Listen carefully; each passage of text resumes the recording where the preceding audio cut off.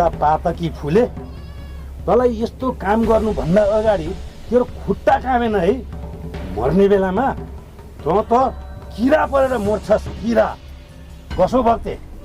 त्यही त भनेको, यस्तालाई गाउँमा राख्यो भने हाम्रा चेलीबेटी जोगाउन नि धाउधा हुन्छ। यसलाई त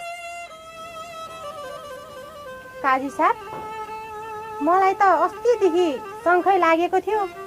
भित्र के गरेर बस्थ्यो घन्टौँ लाएर बस्थ्यो। यस्तो पनि हुन्छ त? आफ्नै बाउले आफ्नो छोरीलाई यस्तो गर्छ त? यो त अलिक बढी भएन? होइन होला यस्तो त।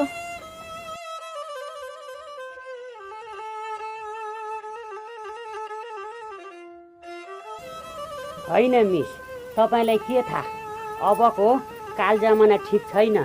जे पनि गर्न सक्छ। आँखा देख्दैन के हो यस्ता पातकीलाई बाँकी राख्नु हुँदैन। अब यसलाई त्यसै छोड्नु हुँदैन। ए दामे, जा गएर जुत्ताको माला र मोसो लिएर आइज। यसलाई विरूप बनाएर यो गाउँबाट निकाल्नुपर्छ।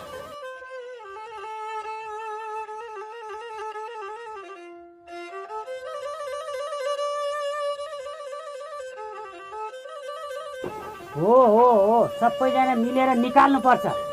छोड्नु हुँदैन यस्तालाई, पापीलाई। जा लगेर लगाइदिए जुत्ताको माला र मोसो लगाइदिए यसलाई।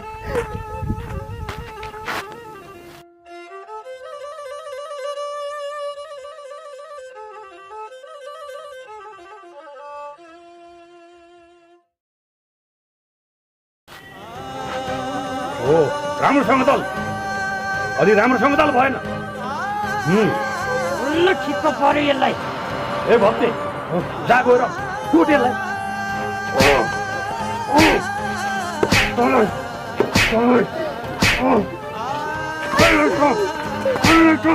ठिक गरी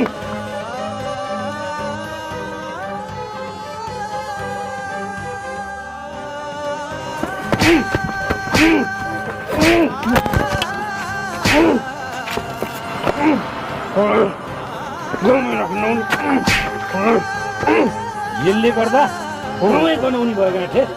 भयो भक्ति छोड्दे, फेरि मर्ला पातकी। आँखा देखेको त यसले हामीलाई नि बाँकी राखेन होला।